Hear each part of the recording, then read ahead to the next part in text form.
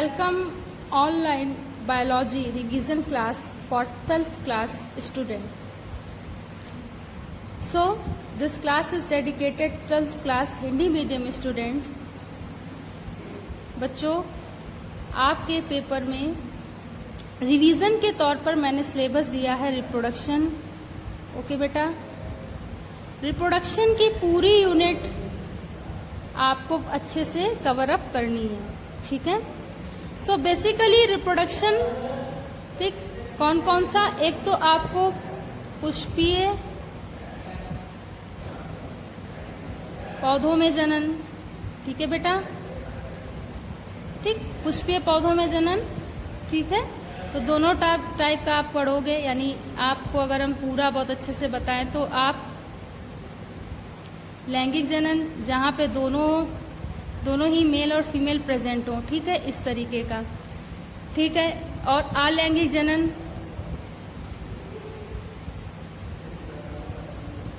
जहां पे पौधे के किसी भाग से बेटा हो, पौधे किसी भाग से हो. और वर्धी जनन, जब कोई भाग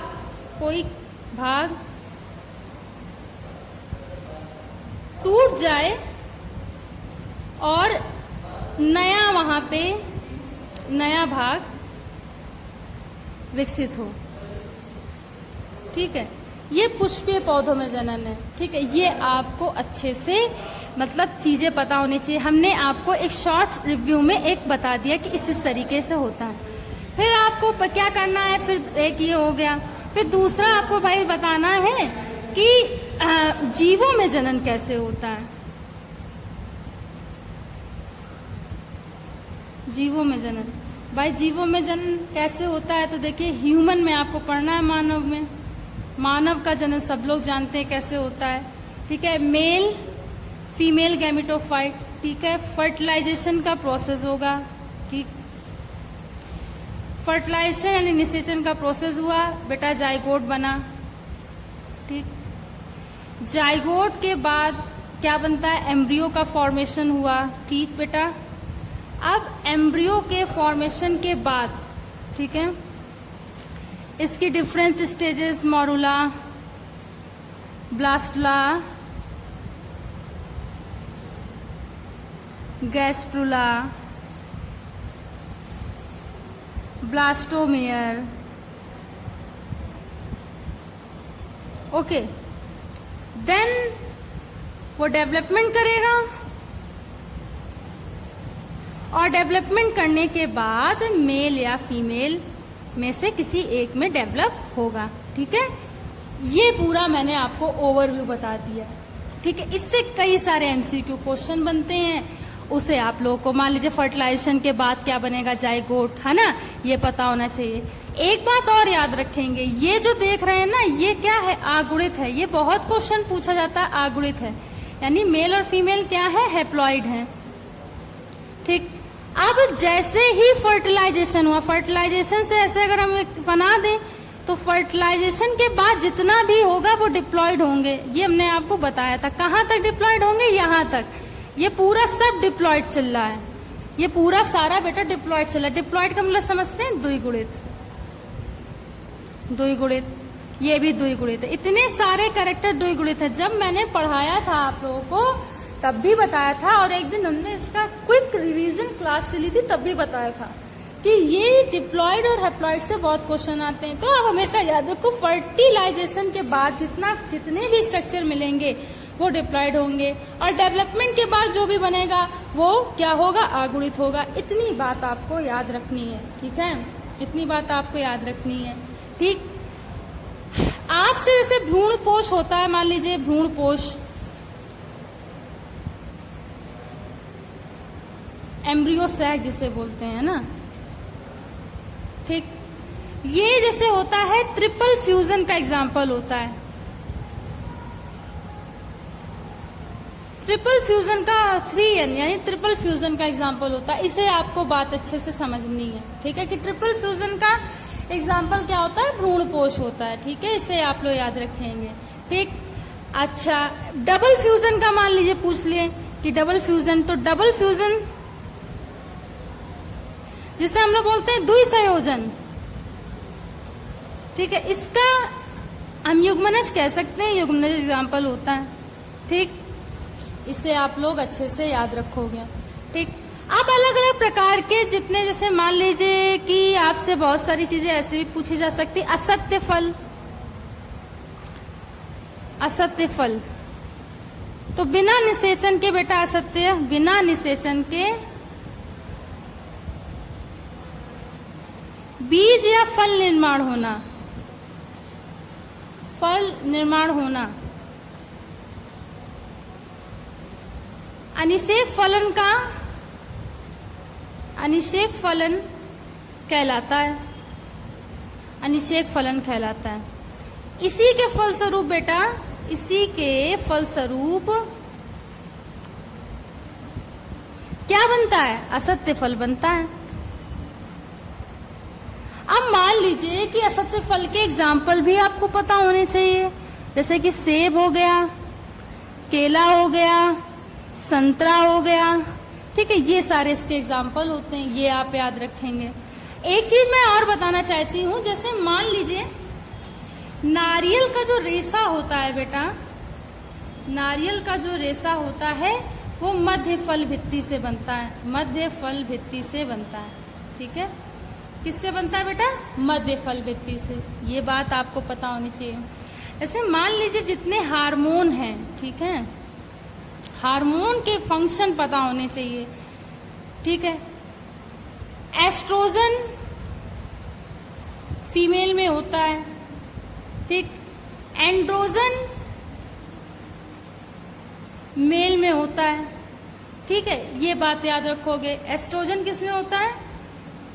फीमेल में होता है। एंड्रोजन किस में होता है? मेल में होता है। ठीक, FSH, ठीक, फॉलिकल स्टिमुलेटिंग हार्मोन जिसे बोलते हैं, फॉलिकल स्टिमुलेटिंग हार्मोन। तो बेटा फॉलिकल स्टिमुलेटिंग हार्मोन फॉलिकल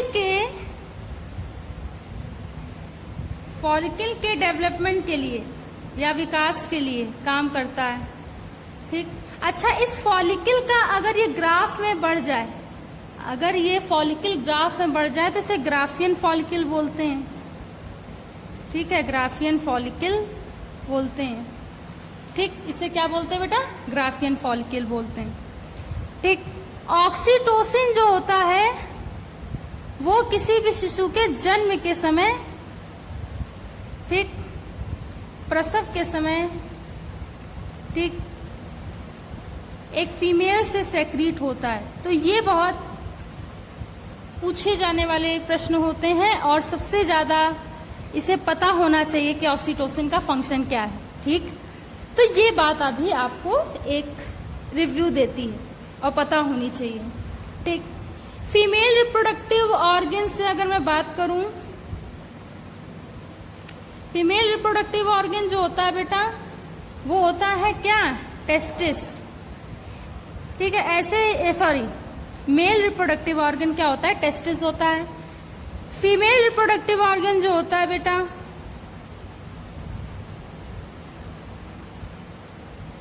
वो होता है ओवरी। क्या होती है? ओवरी। ये बात याद रखेंगे। ठीक, कि female reproductive organ ovary, male reproductive organ testis होता है। ठीक है, अच्छा, टेस्टिस क्या करता है बेटा? स्पर्म का फॉर्मेशन करता है, स्पर्म का आगे चल के फॉर्मेशन करेगा।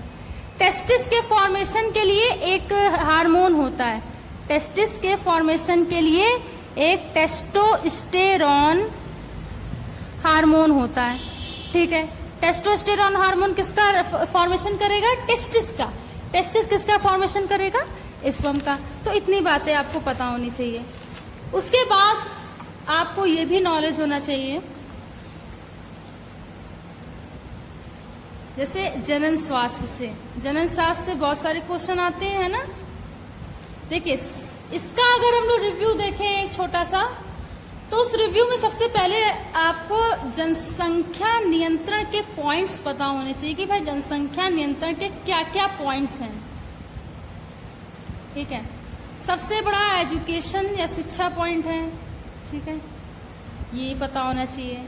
नियंत्रण के लिए गवर्नमेंट ऑर्गेनाइजेशन के थ्रू प्रोग्राम्स चलाए जाते हैं, वो पता होने चाहिए। ठीक है, ठीक है। बहुत सारे प्रोग्राम्स प्रतिवर्ष चलाए जाते हैं, हम दो हमारे दो। ठीक है, इस तरीके से बहुत सारे प्रोग्राम ऑर्गेनाइज होते हैं। ठीक, अब ये एक्सप्लोशन मतलब जनसंख्या बढ़ क्यों रही है? ठीक, जनसंख्या बढ़ोतरी, कहने का तात्पर्य ये है कि एक लिटरेसी तो यहाँ पे है नहीं, अशिक्षित लोग हैं सबसे ज्यादा, इससे बढ़ रही है जनसंख्या। ठीक, जागरूकता नहीं है लोगों को, इससे भी बढ़ रही है। ठीक, घनी आबादी वाला क्षेत्र है यहाँ पे, इसलिए भी बढ़ रही है। ठीक है, तो ये कुछ पॉइंट है, उसी को आपको याद रखना है। अब इससे रिलेटेड डिसीज, बहुत सारी डिसीज है। ठीक है, ठीक है, जैसे गोनेडिया एक डिसीज है। ठीक है, गोनेडिया एक डिसीज होती है। ठीक, सेक्स ऑर्गन डिसीज है, वो याद होना चाहिए।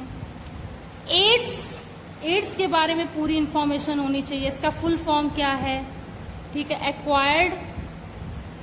Acquired immuno deficiency syndrome. किससे फैलता है? HIV से। HIV का full form human immuno virus.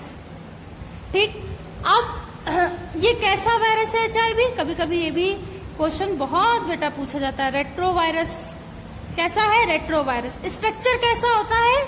RRNA कैसा होता है? Single RRNA।